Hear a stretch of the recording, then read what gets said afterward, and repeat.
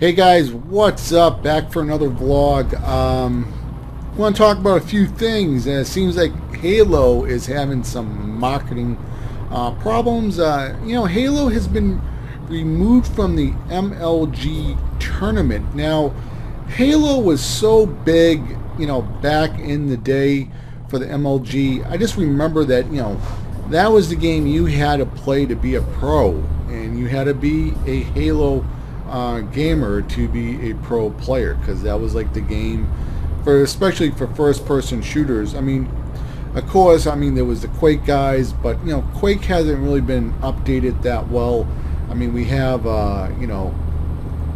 Quake 4, and it's just never got back to the roots of Quake 3. But for first-person shooters, it's it was Halo, and seems like Halo has now pretty much gone down the pipe tubes, and there's a lot of reasons for that, because Microsoft is Microsoft. I mean, Halo can only be on Microsoft platform one way or another, and I need to slow down. Which is Xbox, whatever, Xbox One, Xbox 360, or the 720, and then of course the PC, and that really does lower your numbers on a big IP. And we're looking at video games nowadays which are multi-platform, which are just humongous. I mean, of course we all know about Call of Duty franchise and how popular that is. I mean, Call of Duty is just a beast when it comes to how many people play it.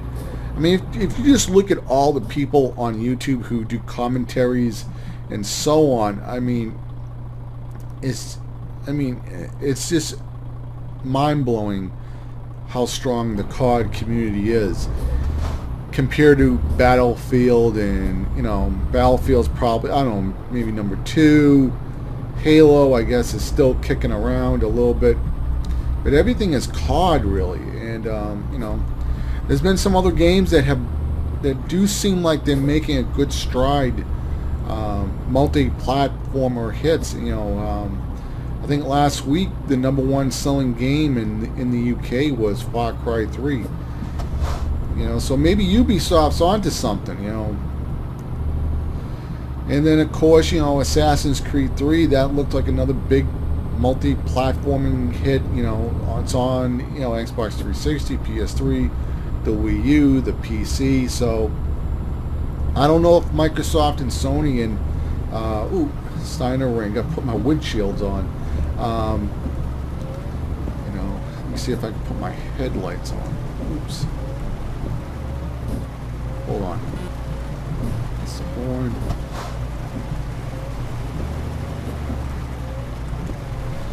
Just want to turn on my lights. Just want to be a safe driver, But that's what I'm starting to think, that you need to have a game that's on multiple systems to really be competitive nowadays. A lot of people are going back to PC gaming, and I don't want to say I'm a PC gamer just because I'm playing Euro Truck Simulator 2. The reason why I like playing this game, because it's a very easy game to do commentary over, record and play.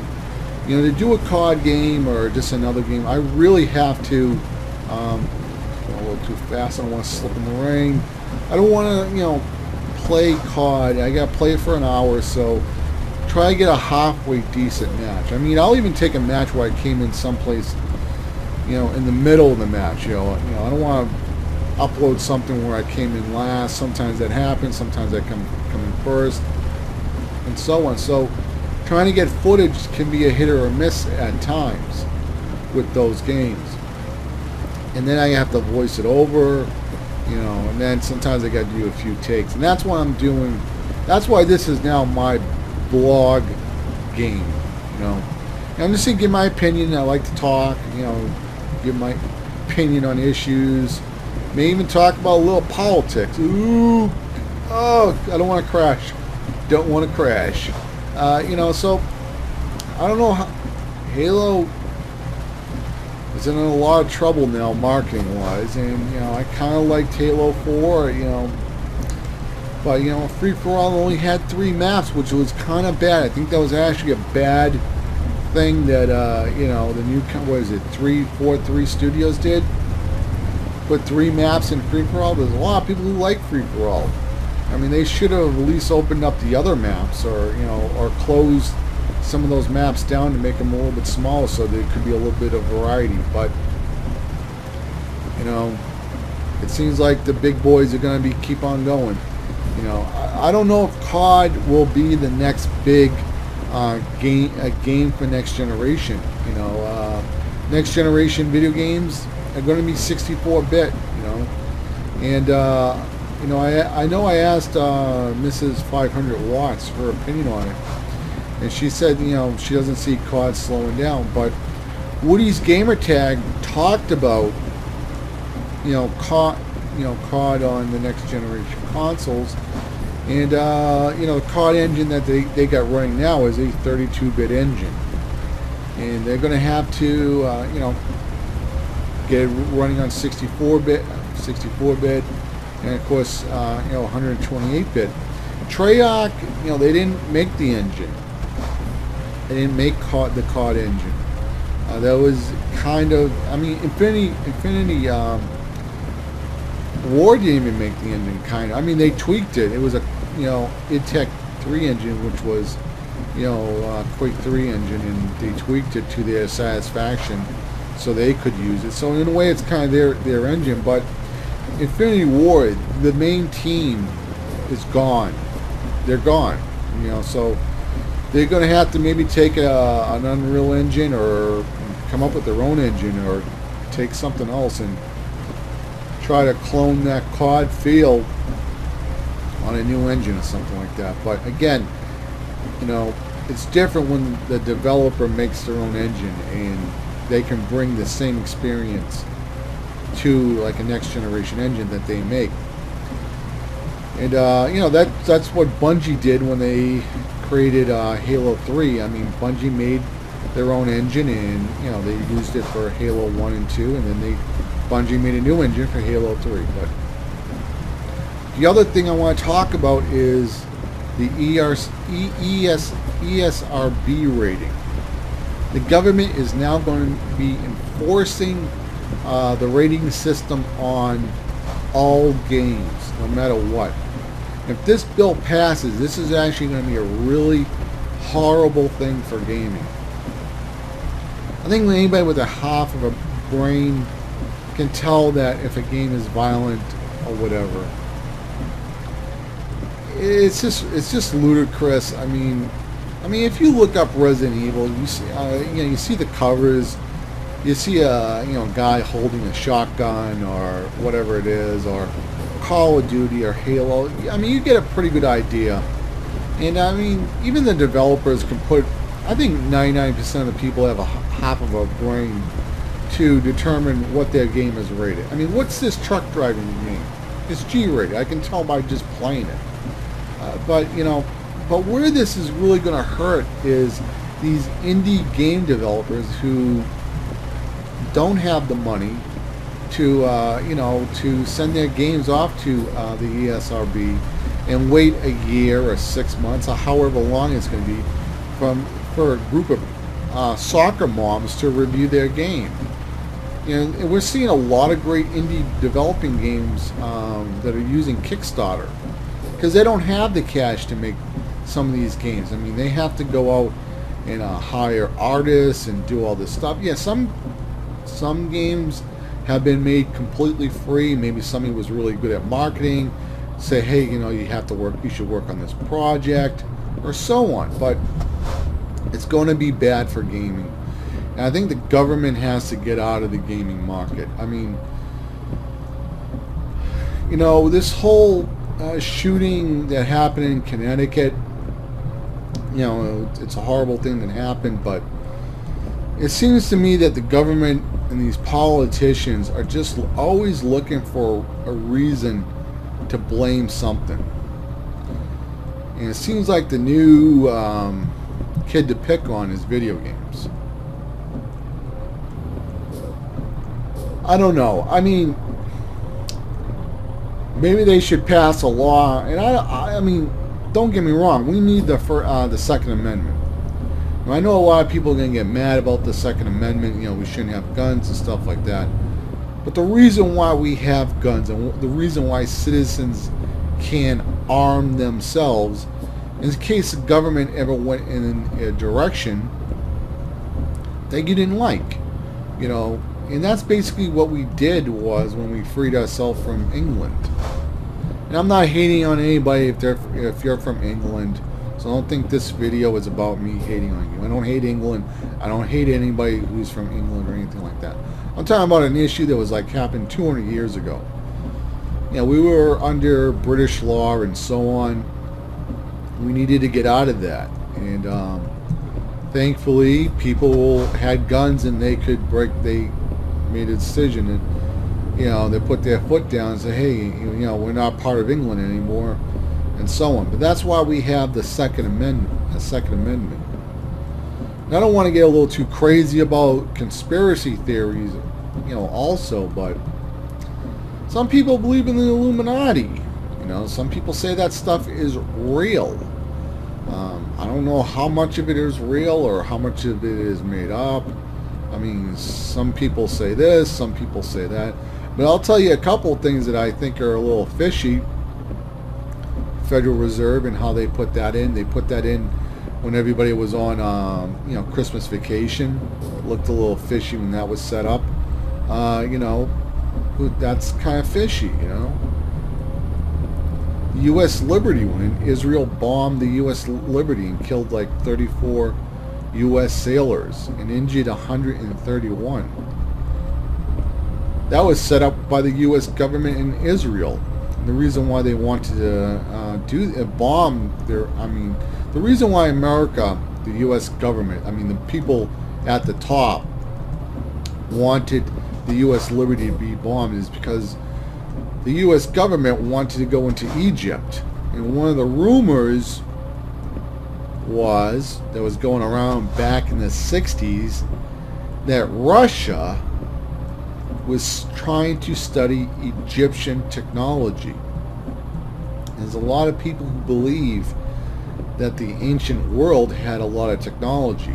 And, you know, Egypt had, you know, spaceships, airplanes, I mean, a lot of people believe that the old world was even more advanced than the world we live in today. And Russia believed that the Egyptians had technology to make a super soldier that was half human, half ape. So just imagine, you know, hearing about this, and that the Russians are going to be, you know, Cold War, that they're going to work on a super soldier that's half human, half ape. And, you know, maybe some of these people believe, yeah, you know, they might be able to pull this off. So they want to go into Egypt and, you know, stop them, and so on.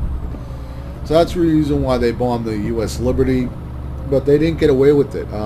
They didn't sink the ship. And I cracked my wrist right there, but you know, I don't know. I mean, it just seems like everybody who's in power just seems to be a little bit of a whack job to some degrees. I mean, 1934 is when a lot of the rich elite tried to, you know, take over the U.S. government and put a dictatorship in there. And that seemed to be, you know, kind of scary. And one of the people who was involved in trying to set up this dictatorship was grandfather George Bush. I mean, George Bush, I mean, the one that was president before Obama, his grandfather, tried to set up a dictatorship, and they went to this general by the name of General Smugly Butler, and they talked to him and they said, hey, you know, we think we have to put in a dictatorship to save the dollar, yada yada yada, all this other stuff. And people are hurting, and they're saying, you know, because they care about people, and you know, we need to have a steady government, some, you know, stuff like this. And people being elected, things are changing and whatever. So General Smugly Butler, I mean, you can even watch the documentary. There's video of General Smugly Butler.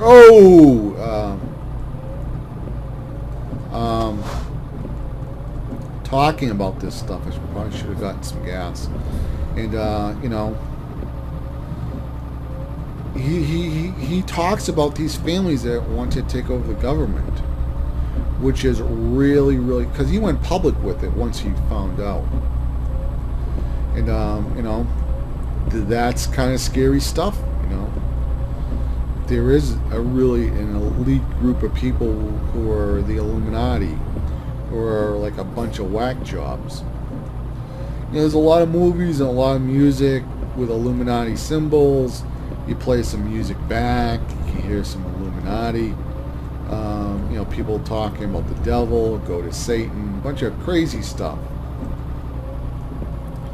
And coming up to another gas station. No. But you don't know. I mean, maybe the government... See, this is how the Illuminati would work. If there is an Illuminati. And I don't know if there really is one. I'm just talking, alright? Just talking in this video. But there really was an Illuminati. And let's say I was a member of the Illuminati and you want to get rid of the Second Amendment. What you would do is buy some video game companies and stop making some first-person shooters, and then what you do is you wait for some whack job to pull a nutty and go and kill some people. And then you would automatically blame you blame the shootings, or say, hey, we gotta look into video game violence, yada yada yada, and then they'll do a study on it, and they'll say, yeah, our conclusions show that video games cause people to shoot people. But here's the thing: the people who are making these games, like Crisis and BioShock, Doom, they're not even members of the Illuminati. They're just like people who are just like video games. They're like, oh, Ubisoft, EA, Activision, because, hey, we want you to make another first-person shooter game. Like, hey, I'm up for it. But they get people to do their bidding for them. It's kind of like that. And there's a turn coming up.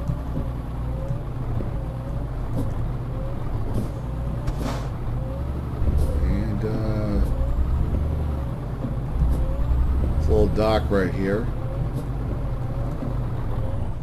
Hold on, I want to look at my cell phone. I think I've got a text message.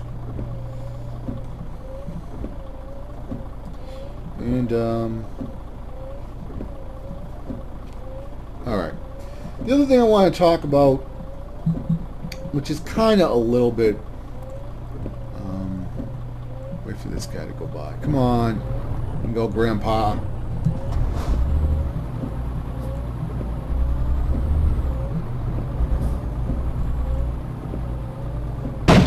Ooh, I think I made a boo-boo. Oh, I made a mistake here.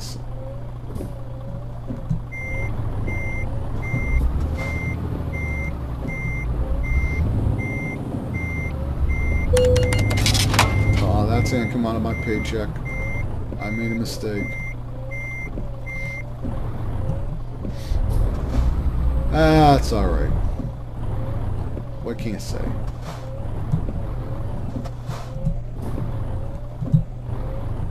Now my truck won't stop.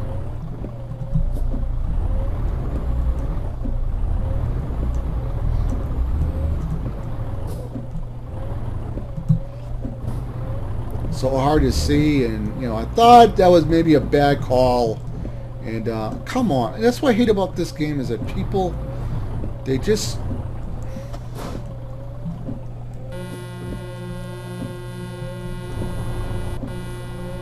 I'll wait for this car to go by.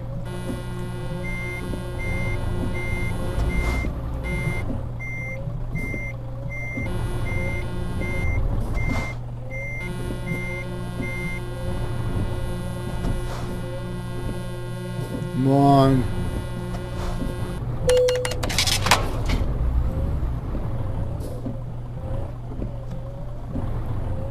I hate driving at night. It never ends too well.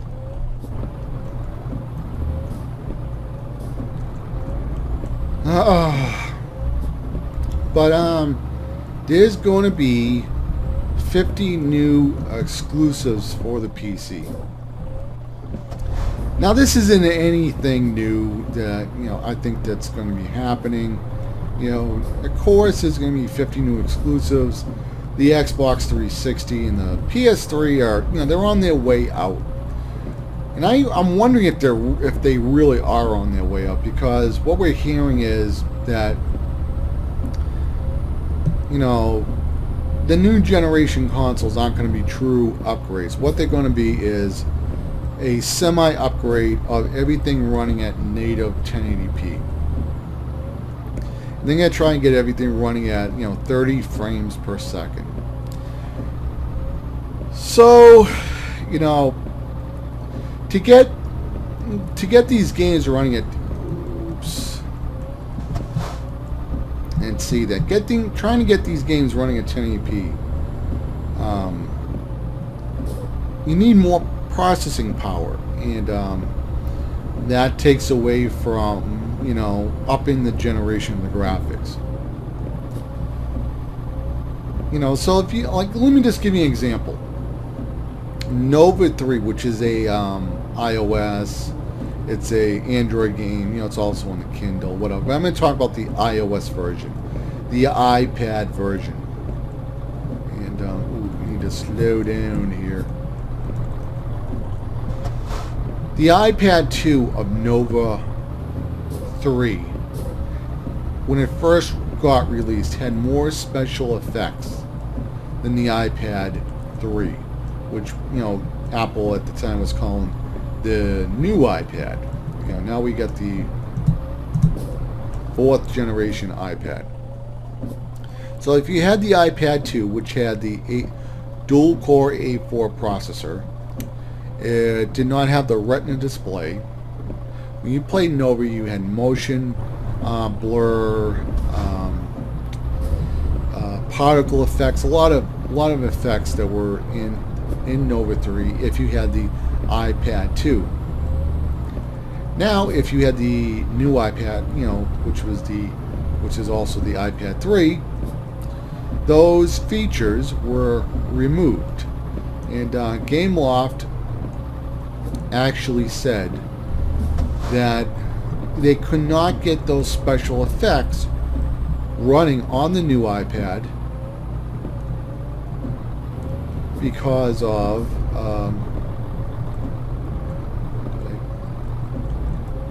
ooh, I made another mistake. Let's see if I can fix this. Because of the Retina display was so sharp. Come on, stop. You know, they could not get they couldn't get N.O.V.A 3 running with all those special effects running at, I think the iPad's like 2.5K resolution. It's higher than 1080p. I mean, you know, it's not 4K, but it's like 2.5 resolution, whatever it is. And that extra resolution put so much extra stress trying to run N.O.V.A 3 that they had to remove those features. Now, a lot of gamers got mad and says, hey, you know, we want these special effects. So what GameLoft, which is the sister company of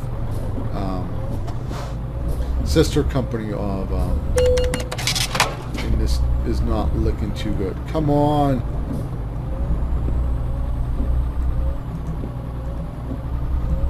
I mean, I get charged. There's no cop here to even charge me. But anyway,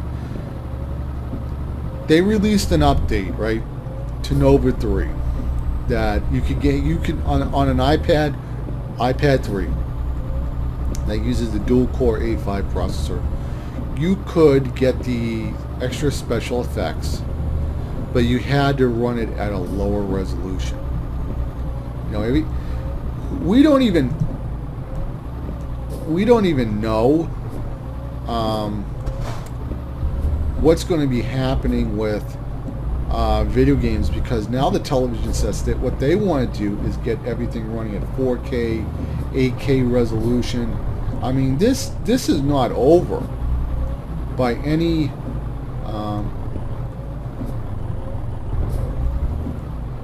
I need to go this way. Put me on this building right here. I'm going right here, I think.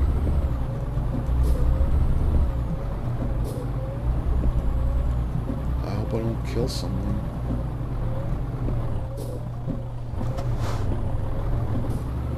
You don't know how dark it is driving here.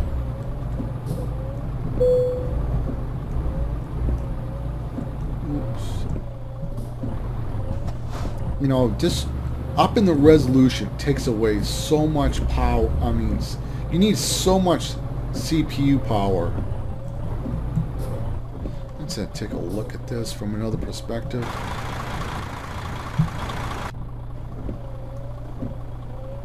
Man, parking.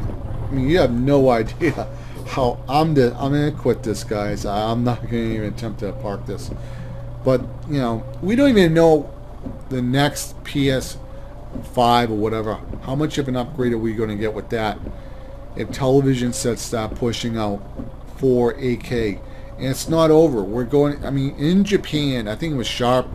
They actually have a display running it. I think it's 16K. So they have to match the CPU and GPU power with the resolution.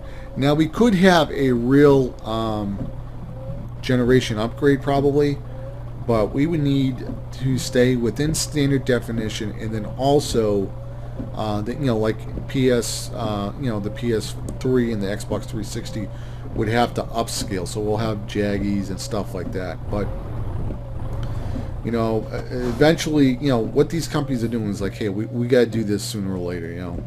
So that's my take on it. Once again, guys, hey, if you enjoyed this video, please subscribe to the channel. Any questions, you know, let me know what you guys are thinking about these issues. So once again, guys, I'm out. Have a good one. Take easy, guys. Bye.